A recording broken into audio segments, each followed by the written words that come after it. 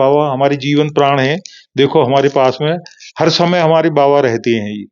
अच्छा बाबा की बात ये है, हम बिल्कुल सत्य आपको बताएँ, बाबा जिस समय अपने सोसाइटी श्री कृष्ण शरणम से निकलते हैं, बाबा को बाहर कुछ भी नहीं पता है कि बाहर फूल लेके व्यक्ति खड़ा है, कि वो ईंट लेके खड़ा है, कि वो डंडा लेके खड़ा है, कि वो बैंड बाजी लेके खड़ा है। यहाँ जैसे आदमी ठाकुर जी के लिए समर्पित होके आता है कि मुझे एक बार बिहारी जी के दर्शन हो जाएं, लेकिन उसके मन में भावना यही है कि मुझे ठाकुर जी के बांके बिहारी के एक बार दर्शन हो।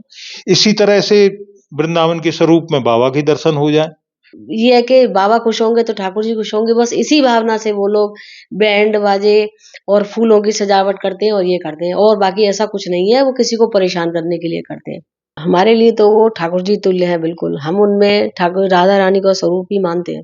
बड़े बड़े संत जिनके दर्शन दुर्लभ हैं, वो लोग संत हमारे घर में पधारे हमारे पिताजी के पास में, वो ब्रजवासियों को अपना ठाकुर मानते हैं और जो ब्रजवासी हैं वो संतों में ठाकुर जी के दर्शन करते हैं। बाबा हमारे जीवन प्राण हैं, कोई अर्थ की प्राप्ति नहीं, कोई प्रसाद के लिए नहीं, किसी सम्मान के लिए नहीं, खाली बाबा के दर्शन। बाबा प्रेमानंद जी महाराज तो काशी वाले बाबा तो यही कहते हैं कि भैया ये तो मृत्यु लोक है, यहाँ तो ठाकुर जी को भी आके जाना ही पड़ा, तो भैया दर्शन हो जाए तो बहुत अच्छा है। संत के दर्शन भी एक तीर्थ के समान ही है। आग लगी आकाश में झड़झड़ पड़े अंगार, संत ना होते जगत में मर जलता संसार। राधे राधे, मैं हूँ सौरभ। आज मैं एक ऐसे ब्रजवासी के यहाँ आया हूँ जहाँ पर श्री प्रेमानंद महाराज जी ने 18 वर्ष तक मधुकरी यानी भोजन मांग कर खाया था। वो हमारे साथ हैं, आप पहले भी इनसे मिल चुके हैं, और माता जी भी हमारे साथ हैं जो स्वयं अपने हाथों से उनको भोजन दिया करती थी। 18 साल इसी घर में महाराज जी आया करते थे। आइए आपसे बात करते हैं। राधे राधे, श्री हरिवंश। श्री हरिवंश, राधे राधे भैया। ये बताइए, बाबा आपके यहाँ 18 वर्ष तक भोजन मांग के पाया उन्होंने, तो ब्रजवासी के मन में क्या भाव होता है संतों के प्रति? देखो जैसे हमें अपने ठाकुर जी प्रिय हैं, ऐसे ही हमको अपने संत प्रिय हैं, और बाबा महाराज की बड़ी कृपा, हम किसको क्या दे सकते हैं। बाबा महाराज की कृपा, जो महाराज जी ने ये घर चुना और यहाँ पर प्रसादी के लिए मधुकरी के लिए आए, उन्हीं की बड़ी कृपा।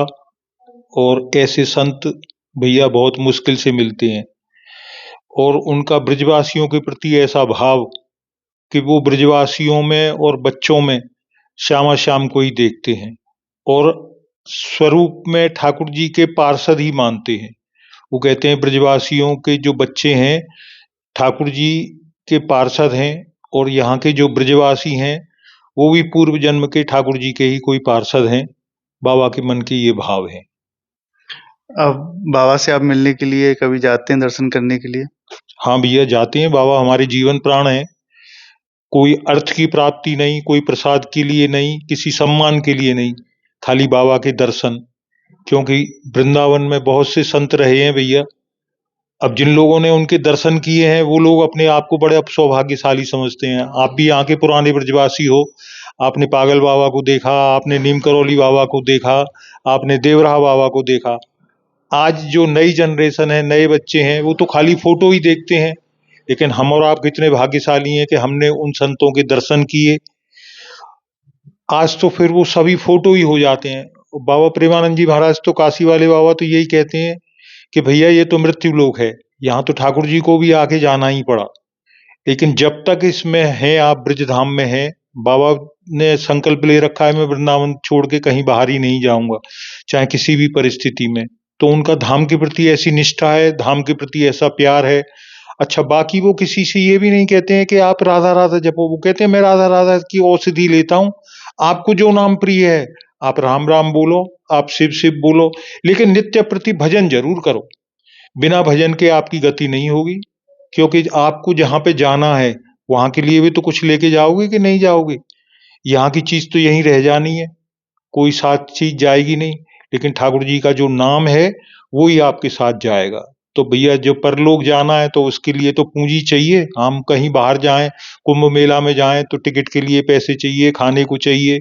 वहां ऊपर तो न पैसे चलेंगे न किसी की सिफारिश चलेगी, खाली ठाकुर जी का नाम चलेगा। तो बाबा तो यही कहते हैं आप कुछ भी बोलो, बिहारी जी की आराधना करो, राधा वल्लभ जी की करो, किसी की भी करो, और बाकी कोई भी आपके पास संत आता है उसका आप सम्मान करो। आप उसको कुछ दो मत दो, हाथ जोड़ दो उसके आगे, लेकिन उसको सम्मान जरूर दो। वो किस भेष में है, प्रेमानंद जी महाराज काशी वाले बाबा यही कहते हैं, वो किस भेष में है और उसकी क्या साधना है ये तो हमको पता नहीं है। वो पैंट शर्ट में है और अहिरना जप रहा है तो वो हमारे लिए वही संत है पैंट शर्ट में। वो पीले कपड़े में, सफेद कपड़े में, अब उसकी क्या साधना है, वो क्या कर रहा है, उससे हमें क्या करना। हमें तो उसके सद्गुण ही देखने हैं। भैया बाबा राधे राधे, हम पे है कुछ रूखा सूखा हम दे देंगे, नहीं है तो हमारे पास में हाथ जोड़ के उससे प्रणाम कर देंगे, बाबा अभी बनी नहीं है, बच्चों का घर है।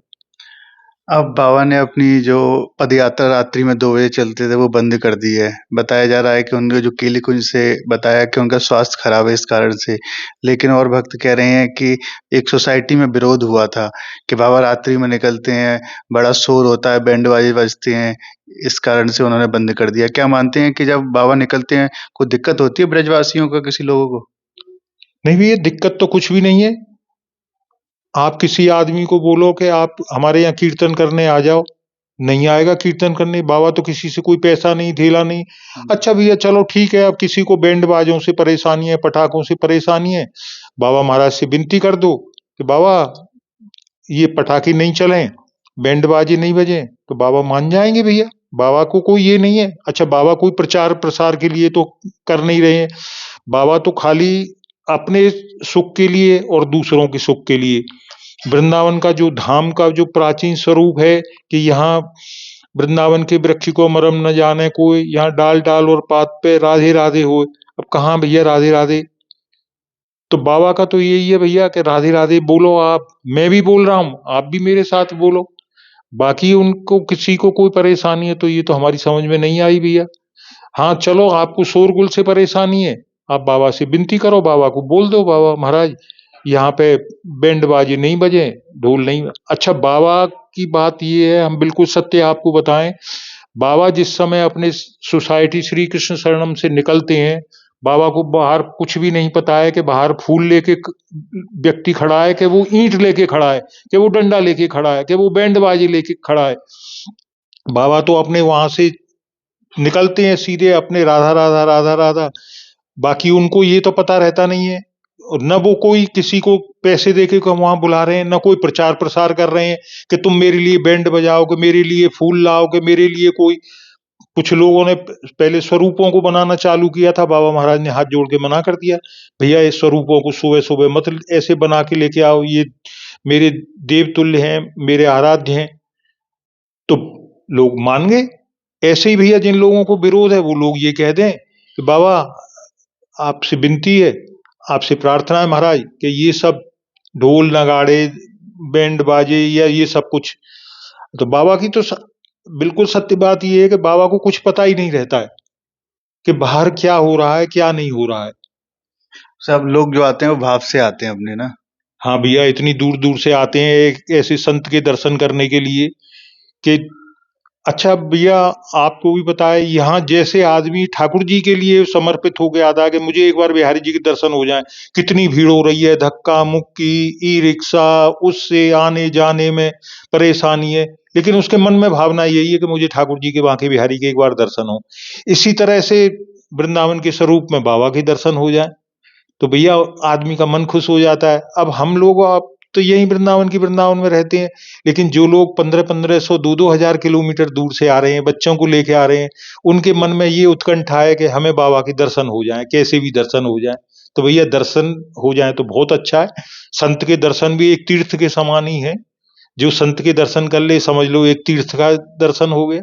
बिल्कुल सही कहा, तीर्थ के दर्शन हो या संत के दर्शन कर ले। आप बताइए माताजी, आपने तो अपने हाथों से स्वयं खवाया है उनको भोजन, जहाँ आप विराजमान जहाँ बैठी हैं यहीं पे बाबा आके बैठते थे? जी जी, हमारे लिए तो वो ठाकुर जी तुल्य है बिल्कुल। हम उनमें ठाकुर राधा रानी का स्वरूप ही मानते हैं, और हम तो सब लोगों से ये कहते हैं कि संत भी इस जो धराधाम पे ठाकुर जी का ही स्वरूप है। संतों में ठाकुर जी का स्वरूप ही देखना चाहिए।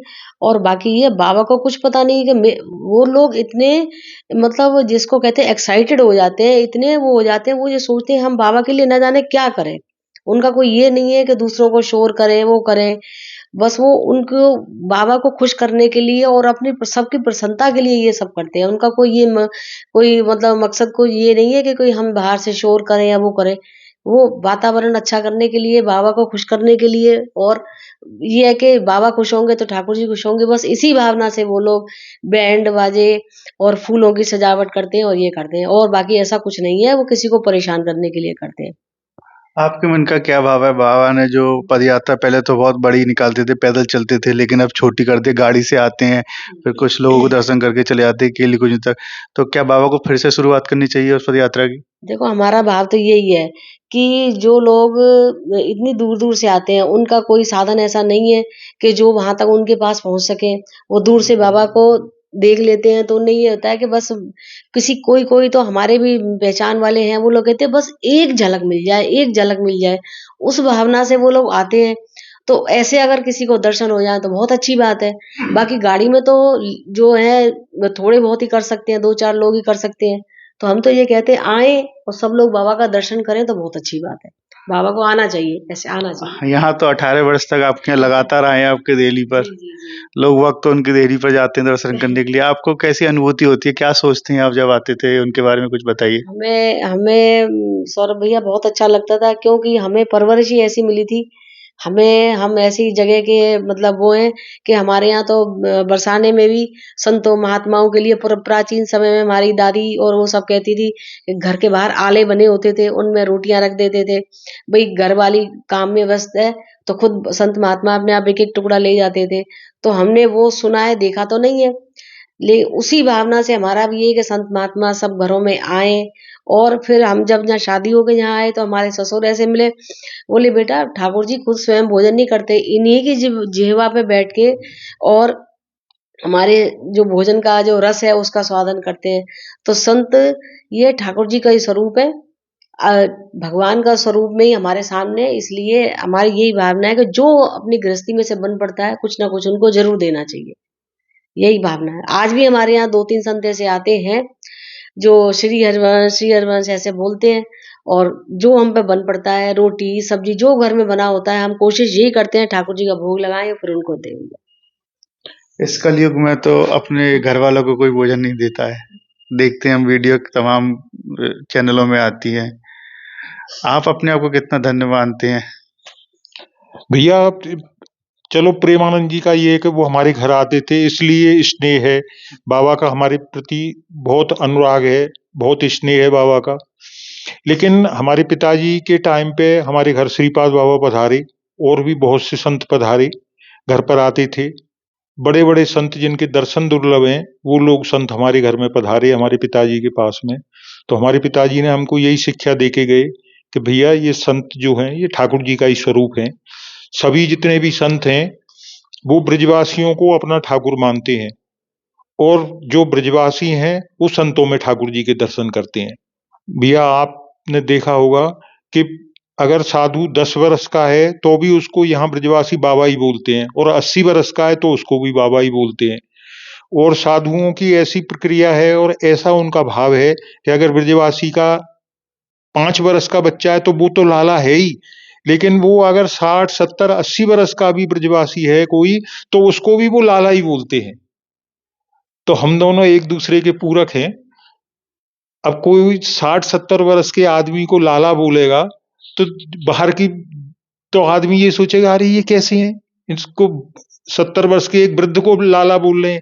लेकिन ना भैया, उनके मन के भाव ऐसे हैं। देखो भैया, हम अपने घर में अपने ठाकुर जी की सेवा तो करते ही हैं, लेकिन हम अपने पास में हर समय बाबा को रखते हैं। हर समय हमारे पास बाबा हमारे जीवन प्राण है। देखो हमारे पास में हर समय हमारे बाबा रहते हैं। ये तो ये हमारे मन के भाव हैं, और जैसा हमारा बाबा के प्रति स्नेह है ऐसा ही बाबा का हमारे प्रति स्नेह है। वो भी हमको इसी रूप में देखते हैं। बस यही भैया ठाकुर जी की, अच्छा ये अपने करने से कुछ नहीं होगा। इस बांके बिहारी राधा वल्लभ लाल की जब कृपा होती है तभी होता है कि वही उन्हीं की ठाकुर जी की प्रेरणा है संतों के लिए और ब्रजवासियों के लिए प्रेरणा है कि आप संतों के लिए कुछ करो। और भैया बाबा को तो कुछ चाहिए नहीं, बाबा की तो कितने साल से किडनी खराब है, फिर इतने पे भी बाबा इतना भजन करने के उपरांत भी बाबा ने कभी ये नहीं कहा श्री जी से कि मेरी किडनी सही हो जाए। वो तो सबसे यही कहते हैं कि भैया रोग है, प्रारब्ध का है, भोगना पड़ेगा। बाबा उड़ीसा के माधवदास जी की कथा बताते हैं कि उनका संग्रहणी रोग था, बार बार शौच के लिए जाते थे। उन्होंने खुद देखा ठाकुर जगन्नाथ जी उनकी लंगोटी लेके आ रहे हैं धोते हुए। उन्होंने कहा बाबा राम राम जय जय, ये आप क्या कर रहे हो, मेरी लंगोटी मल की भरी हुई और आप इसे धोके ला रहे हो।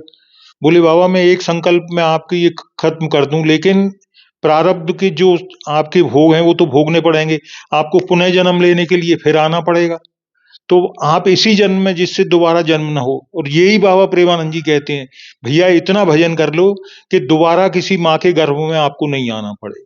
आप हमेशा रखते हैं बाबा का चित्र? हाँ भैया, बाबा का हम हर समय अपने पास, हमारे घर में ठाकुर जी की जो सेवा विराजमान है उसी में हमारे यहाँ बाबा प्रेमानंद जी भी विराजमान है, देवरा बाबा विराजमान है, श्रीपाद बाबा विराजमान है, शरणानंद जी महाराज विराजमान है, रामकृष्ण मिशन के सामने जिनका वो है वो सबकी हमारे यहाँ फोटो है भैया। और हमारे घर पे भी आए हैं, वो प्रज्ञा चक्षु थे शरणानंद जी महाराज, हमारे पिताजी से उनका बहुत स्नेह था। तो एक बहुत छोटी सी बात बताऊं आपको, बाबा रोज दर्शन करने आते बिहारी जी के, प्रज्ञा चक्षु थे वो। तो हमारे पिताजी भी थे साथ में, एक दिन बाबा गिर गए मंदिर में, तो किसी ने कहा अरे बाबा तो दिखे तो है ना है, तू काय को आवे या दर्शन करवे। तो उनने इतना बढ़िया उत्तर दिया कि भैया मोए ना दिखे तो कहा है, जी सामने ठाकुर बांके बिहारी दी बैठो है जाए तो दिखे, जाके जाने मुंह देख लियो, मैं देखूं न देखूं। तो भैया उन संतों के ऐसे भाव थे। अब भैया लोगों के भाव खत्म हो गए हैं, अब खाली आदमी ये चाहता है मेरी प्रेमानंद जी के पास में मीटिंग हो जाए, मैं प्रेमानंद जी के पास में बैठ जाऊं, मेरी फोटो दिख जाए, बस उससे कुछ लेना देना नहीं है बाबा क्या कह रहे हैं उसको नहीं सुन रहा है। वो तो खाली ये है कि मेरी फोटो दिख जाए बस, और मैं अपने 150 लोगों में ये दिखाऊं कि देखो हम भी प्रेमानंद जी के यहाँ होके आए हैं। अरे भैया ये कोई होड़ थोड़ी है, ये कोई दिखावा थोड़ी है कि हम प्रेमानंद जी के। बाबा तो किसी से कहते नहीं कि तुम मेरे यहाँ आओ, बाबा तो कहते हैं आप बाहर उससे कोई मीडिया के प्रभाव से सुन लो, मोबाइल में सुन लो, सत्संग सुनो, खाली सामने देखने से ही क्या होगा। अगर बाबा की बात नहीं मान रहे हो सामने बैठ के भी क्या फायदा है वो उसका। और बिल्कुल मत बैठो, आप कभी मत आओ उनके पास में, लेकिन अगर आप उनकी बात मान रहे हो, उनको गुरु स्वरूप में मान रहे हो, महात्मा स्वरूप में मान रहे हो, भैया उसी से जीवन का कल्याण हो जाएगा। बिल्कुल सही कह रहे हैं, उनकी बातों पर अगर जोर दिया जाए तो उसी से कल्याण हो जाएगा। आप बताइए माता जी, उनकी किडनी जब से खराब थी तब भी यहाँ पर आते थे मधुकरी लेन? जी जी, वो तब भी आते थे, और उस समय भी उनकी जब किडनी खराब थी तो उनके यहाँ के दाढ़ी के बाल उड़ गए थे, सिर पे बाल उड़ गए थे, दांतों में भी परेशानी हो गई थी, तो उस समय भी आते थे वो यहाँ पे। और तब भी हम उनके दांतों में उनके वो रूट कैनाल हुआ था उनका, बोले मैया आते थे, कहते थे मैया कुछ ऐसा करो जो चबाना नहीं पड़े। तो हमने कहा बाबा चबाना नहीं पड़े तो ऐसे करें रोटियों को मिक्सी में पीस दे, अब भैया कुछ भी करो। तो भैया हम ऐसे करते थे, रोटी को मिक्सी में पीस के इसमें पानी डाल के चीनी डाल के ऐसा पतला घोल बनाते थे। हम कहते थे बाबा दलिया बनाए, दलिया नहीं रोटी की चाहिए, रोटी का घोल बना के देते, वो थाली उठा के पी जाते। हाँ भैया अब पेट भर गया।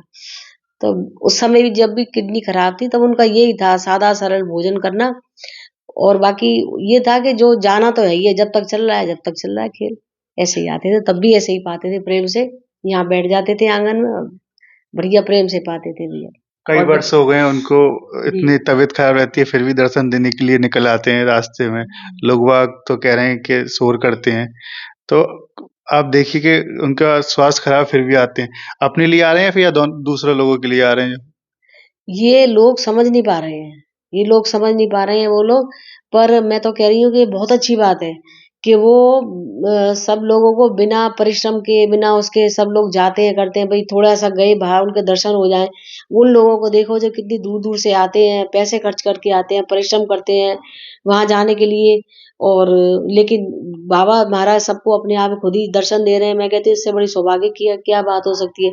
पर ऐसी है ना, जितनी जिसकी बुद्धि है वो उसी हिसाब से सोचता है, उसी हिसाब से बात करते हैं। मेरे हिसाब से कोई गलत नहीं है, बाबा आते हैं बहुत अच्छी बात है। अब बाकी ये तो मैंने बताया, अभी पहले भी बता चुकी हूँ कि शोर-शराबा तो लोग प्रेम भावना से ढोल, नगाड़े बजाते हैं कि वातावरण अच्छा हो, सब लोग खुश हों, सुनो। बाकी उनका कोई ये प्रयोजन नहीं होता कि हम किसी को तंग करें, किसी को वो करें। पर ये समझने वाले की अपनी इच्छा है। कुछ लोग कहते हैं, "अरे! ये बहुत अच्छा वातावरण है।" कुछ लोग कहते हैं कि ये वातावरण को दूषित कर दिया है, शोर हो रहा है। तो सबकी अपनी-अपनी भावना है। बिल्कुल, सही कहा। सबकी अपनी राधे राधे, श्री हरिवंश। देखिए, अब तक हमारे साथ रहे ये ब्रजवासी परिवार जो बाबा ने यहाँ पर 18 वर्ष तक मधुकरी यानी भोजन माँग कर खाया था। इनका भाव आपने सुना। इनका कहना है कि बाबा स्वयं नहीं चाहते कि वहाँ शोर हो। भक्त लोग वहाँ पर लेके आते हैं बैंड बाजे और बाबा इतनी बीमारी में भी भक्तों पर कृपा बरसाते हैं। कहते हैं कि बिना संतों के कुछ भी नहीं है जीवन में। ब्रजवासी और संत एक-दूसरे के पूरक हैं।